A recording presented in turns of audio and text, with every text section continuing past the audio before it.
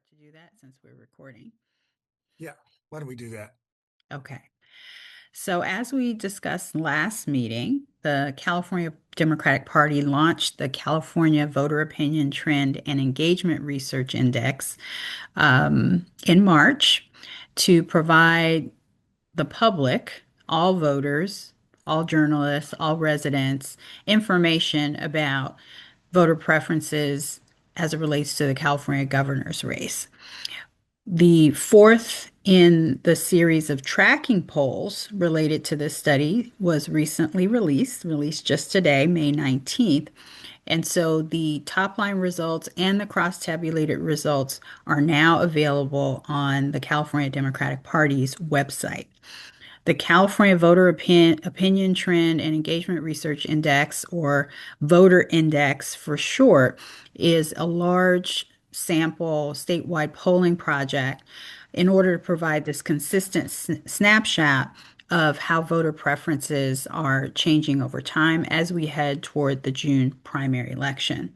Now, we have had some updates to the top line this recent poll to reflect the fact that ballots have been mailed and some voters have already started voting.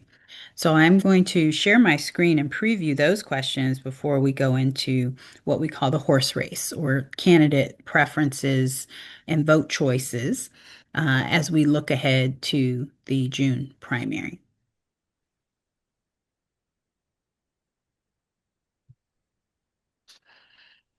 Consistent with the previous tracking surveys, we have a sample size of 1,200 California likely June 2026 voters.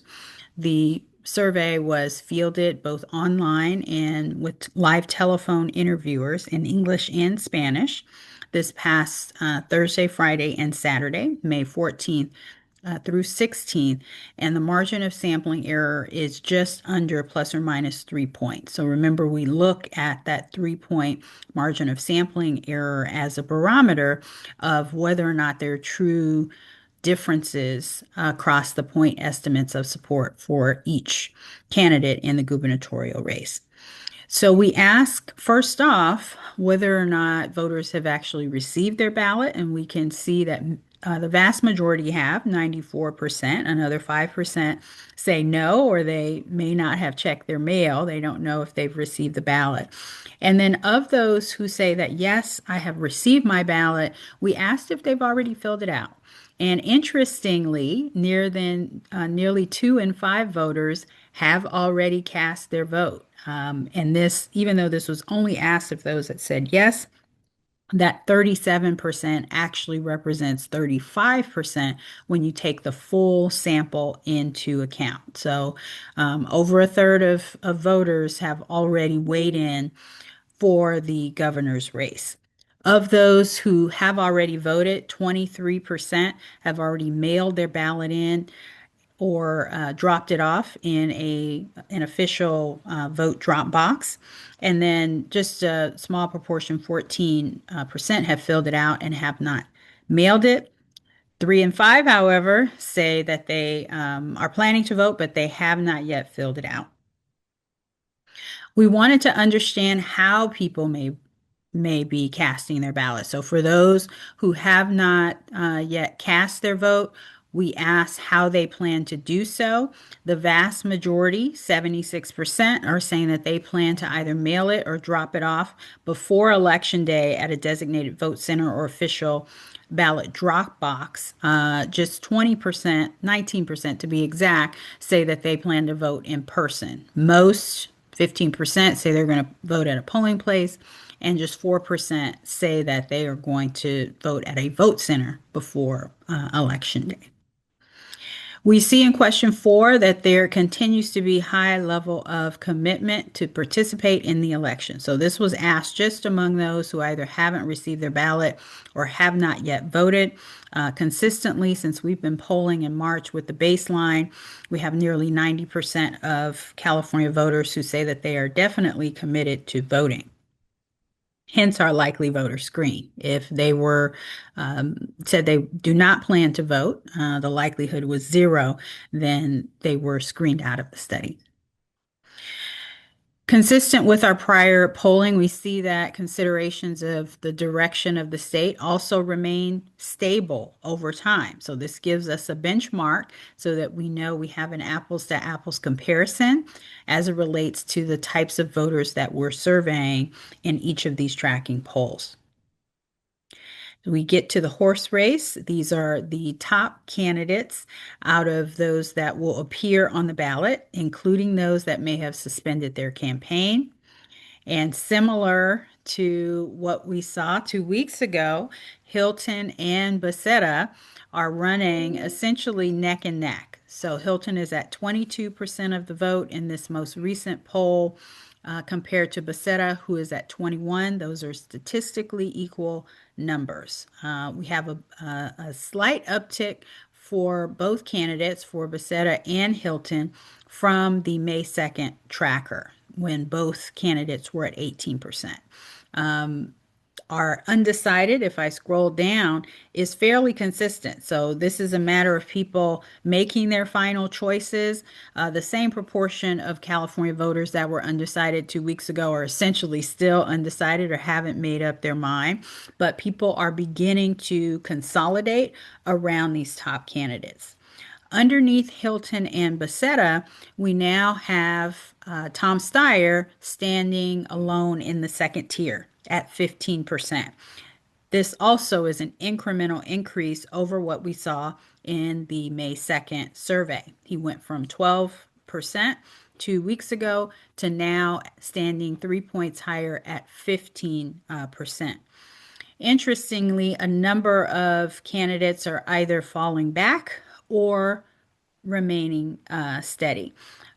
In the fourth tier, we have Chad Bianco, who previously was leading along with Hilton in the race before the Swalwell dropout. He stands at 10%. That's down 4 points from 2 weeks ago. Katie Porter seems to be holding steady at 7% of the vote. She was just at 8%, so near statistically equal vote share compared with the May 2nd survey. Matt Mahan appears to be falling back as well. He's down 3 points from 7% to 4%. And we see that Antonio Viragosa and Tony Thurman are both at 1% vote share, fairly stable from 2 weeks ago. And we still have a few voters, but less than 1%, who have selected Yee and Swalwell, even though they have suspended their campaigns. I've already gone over the undecided vote. How does the vote compare when we remind voters or share with them that Swalwell and Yee have actually suspended their campaigns? We don't see big differences in the results here. Virtually unchanged. So Hilton and Becerra are in second place at 22, in first place at 22%. Steyer is in third. And then we have in the next tier Chad Bianco, followed by the fourth tier, Katie Porter and Matt Mahan. And then the final tier, we find Antonio Viragosa and Tony Thurman. Well, how does the vote break out across key groups? One of the constituencies of interest is always the partisan vote. So when we look at Democrats versus Republicans and no party preference voters, just scrolling here in my crosstab document, going to the top two candidates, you can see that in the initial vote, 22% of voters select Hilton, 21% select Becerra. Among Democrats, Becerra has the highest vote share at 35%, followed by Tom Steyer at 22%. Yeah. Pardon me a moment, Dr. Byerly. Is there any way to increase the size of the screen? Or I I should say the wish there size of were. okay. So, right. So we have the same issue that we did the last time. Okay. Not a Yeah. problem. Just That's checking. okay. If we download the document, Caden, you may be able to enhance it if you use if it's on your hard drive. So see if that's the case, and if so, we can switch between me sharing and you. sharing Well, the screen. it's not a problem. I was just curious. I'm just happy to know it's not my baby boomer eyes that are failing. No, it is a function of the massive Excel spreadsheet online that's fixed and kind of unchangeable. Sure. So looking on the Republican side, there also appears to be consolidation with 57% of Republicans supporting Hilton compared to 24% who were supporting Bianco. And independents are fairly divided. So we have Hilton and Becerra leading at 18 and 19% respectively, followed by Tom Steyer and Chad Bianco in third. It's always important to look at the undecideds in the race, and you can see that Democrats and independents continue to be relatively undecided. 17% is a good chunk of votes that could make a difference in candidate vote choice selection, especially at the very top tiers of the candidate ranking as it stands today. Republicans are fairly decided. 1 in 10, roughly, still have not made a choice, but the vast majority have selected among those that are listed in the poll. I have a quick We, question, yes. Dr. Barley. Uh, if you were to aggregate the numbers, uh, how do no party preference voters, how are they breaking along the partisan divide? Yeah, that's a great question. We can take some cue from how the vote actually squares. And so, there's a fairly even distribution, I would say, across our Republican candidates versus our Democratic candidates. If you look at MPP voters, you have 18% for Hilton and another 14% for Bianco. So together that's 32%, about a third. And then on the Democratic side, for the top candidates, at least you have 19 and 17%. So that's what, 20, 36%. So fairly evenly distributed when you think about the partisanship of the candidates that they are selecting. Of the top of the Because of the sample size among those no party preference voters, it's only you can see here 200, just under 250 people. We're not able to break it out across the ideological spectrum. However, you know what? That may not be right because we do have an ideology question, if I'm right, Caden. So let's take a look at that if we scroll down here.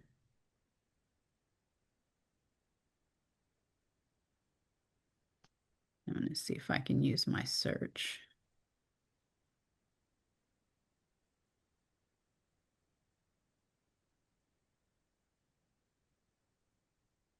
No, it doesn't look like that's going to help me.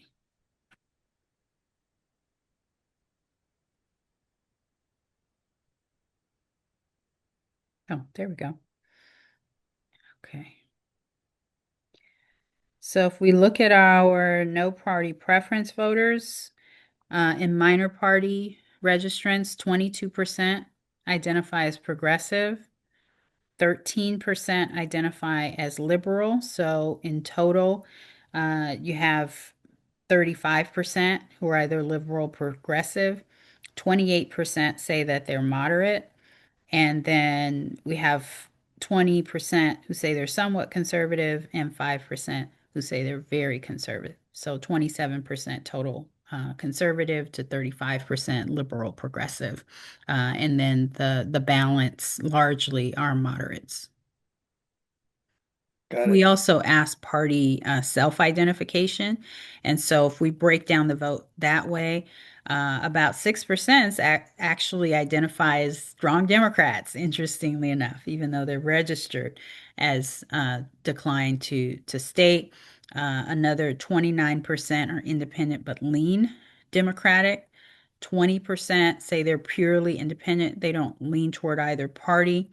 And then you have 24% who are independently Republican, 1% who are Republican, who say not a strong Republican, and 2% who identify as a strong Republican. Thank you. Yeah.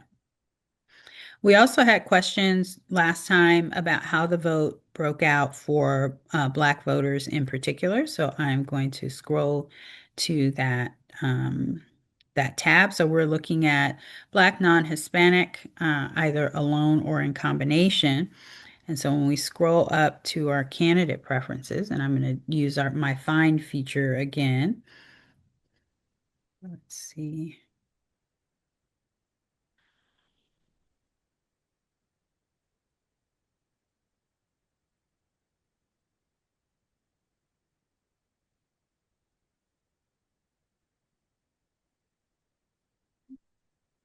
Okay, this is our initial vote.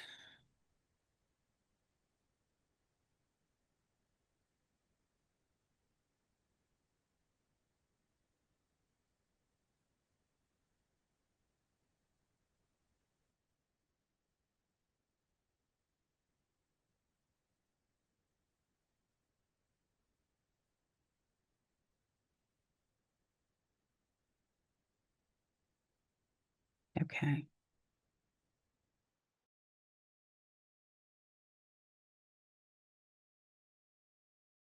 See, but just in order of candidates, we see less than 1% have selected Tony Thurmond, 10% of the vote for Porter, 12% for Mahan, 3% for Hilton, 23% for Becerra, 3% for Bianco, and 20% for Steyer.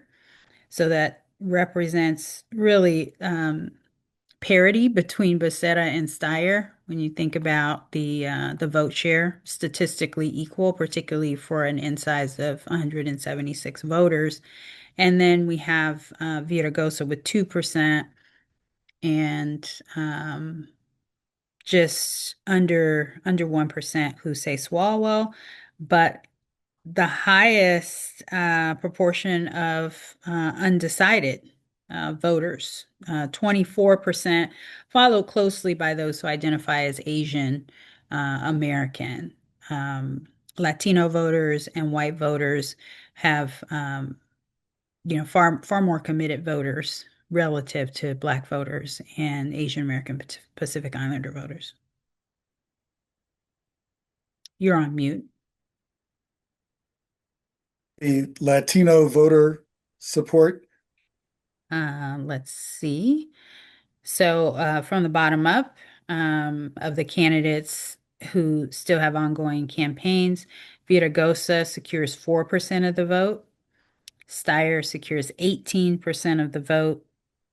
Bianco holds 10% vote share. Becerra has 31% of the vote. His highest level of support across race and ethnicity. Hilton holds 12%. Mahan has 2%, Porter has 3%, and Thurmond has 1% of the vote.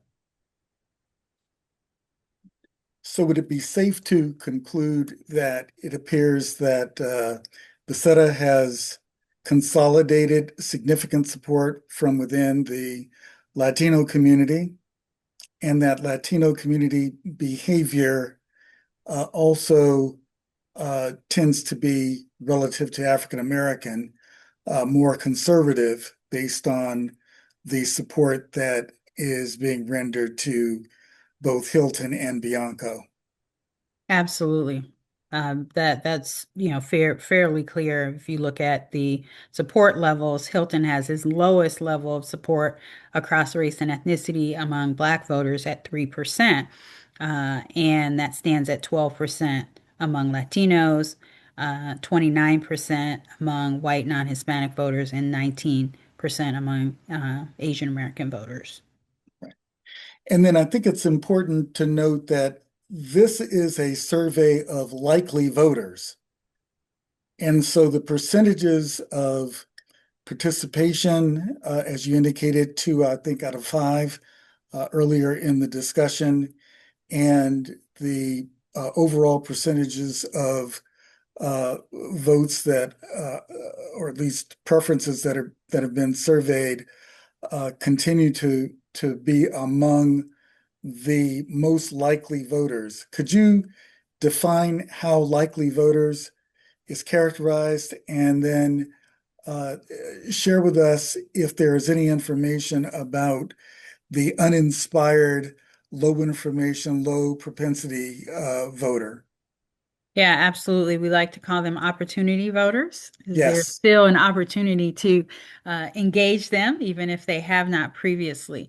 The definition of a likely voter is based on number one, self-report. So if they told us that they are definitely not going to vote, uh, they did not continue with the survey.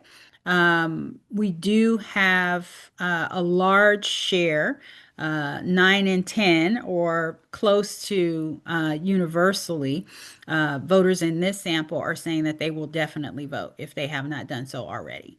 So there is a segment who are, we say on a scale of 0 to 10, how likely are you to vote? There are a segment that fall between that, 1 to 9 range of saying that there is some chance that they may not vote.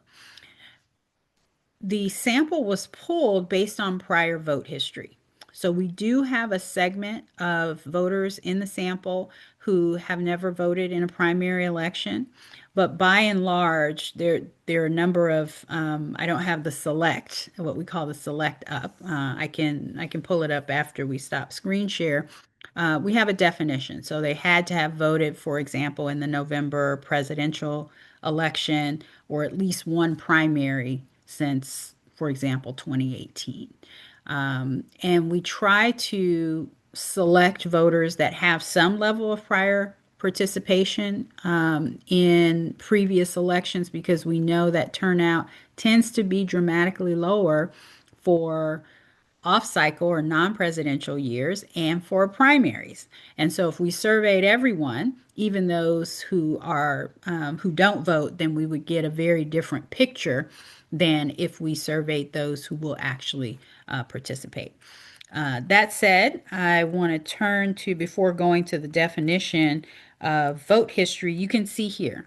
So we break out the results by participation in the last four primary elections. So, Caden, correct me if I'm wrong. I think that's 2018. Does it go back as far as 2018, 2022, 2024? And then we also had some special elections. So 155 voters in the sample have never voted in or had not voted in any of the past four primary elections. They could have, maybe voted in, the 90s, for example, but had not recently participated. And so when we look at vote share by this breakout, we see that Hilton has 13% support.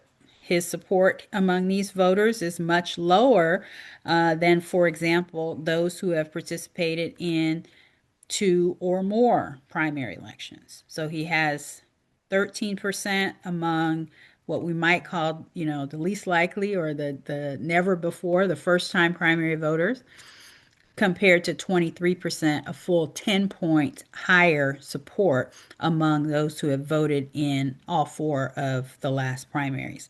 Same trend for Becerra. 16% among what we call our opportunity voters compared to 27% among those who have voted in 4 out of 4 of the last primary elections.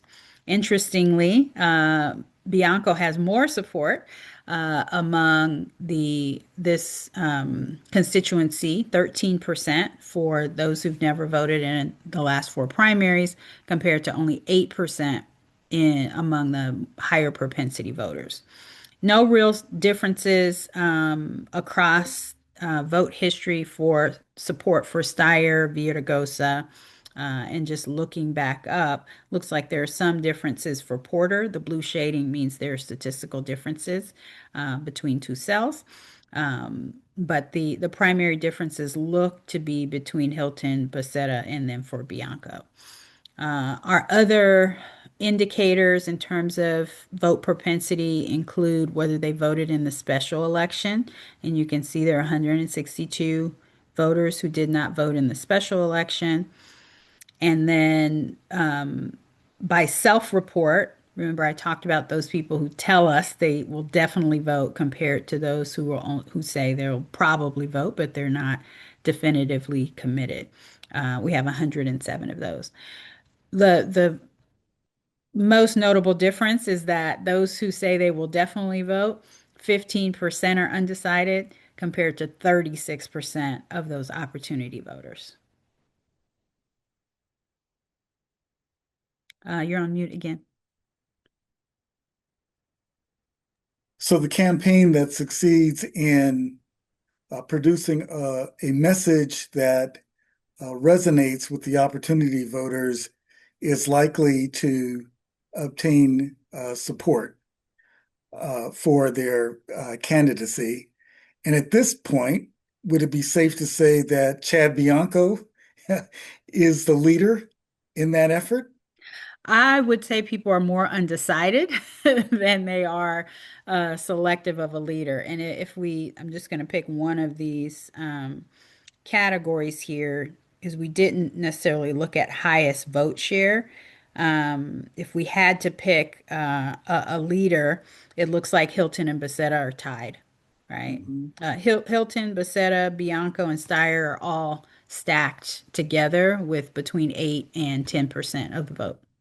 Got it. So no clear front runner among those opportunity voters. And if we look at it by um, never participated in a primary, we have Becerra at 16%, Hilton at 13%, Bianco at 13, and Steyer at 12. So roughly, they're all contenders Right. for that constituency.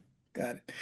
I know that we have a limitation on time. I was wondering if you had any information that you might be able to share with us about Los Angeles County Measure ER and any surveys or polling that may have been done in that regard. Yeah, unfortunately, I think the campaign has done some polling, but there has not been publicly released data on the performance of the measure. It is a 50 plus one vote. So a lower threshold than our two-thirds measures. And this is a tough environment. So I think it will be a race to the finish line for all of our tax measures. What I can say is over the course of the year, and really the last 2 years, we have seen more tax sensitivity in Los Angeles County and other places around the state than we have in the last, I would say, 20 years. It's really been remarkable the percentage of voters who either find a no new taxes message salient, or the percentage who tell us it's time to have a more equitable tax and less regressive tax structure than is being proposed by many measures. So many measures up and down the state and local areas are having to grapple with the pressures that households are facing in this economy. Right. Well, Dr. Biley, we certainly do appreciate your being able to spend a little bit of time with us. Members of the Empowerment Congress always look forward to presentations by and from you. Um, Ladies and gentlemen, we've been listening to and hearing from Dr. Shikari Byerly, who is the managing partner for eViteris and the director of polling and research for the firm that has been conducting tracking polling on behalf of the California Democratic Party as part of the voter index. We certainly do, again, thank you for taking a few minutes of your time. Please convey our regards to the rest of the eViteris team and, of course, Rodrigo. And we hope that you have an enjoyable evening in celebration of your 21st anniversary? That's right. Outstanding. Again, Thank thank you. you. Is there any final comment you'd like to make before departing? What I would say is, we are encouraging voters to actually drop their ballots in an official um, county registrar ballot box, and to, as a first preference, because we know that post office service controlled by the federal government is not always as reliable as we would like it. And so the best way to ensure that your ballot makes it in a timely fashion is to drop it off in one of those official county registrar ballot boxes, drop it off at a vote center, or vote at the polls on election day. All right. Well, that concludes our presentation by Dr. Shikari Byerly of Eviderus, and we look forward to engaging you sometime in the near future. Thank you, Vincent, and thank you Thank, to everyone in the Empowerment Congress. thank you.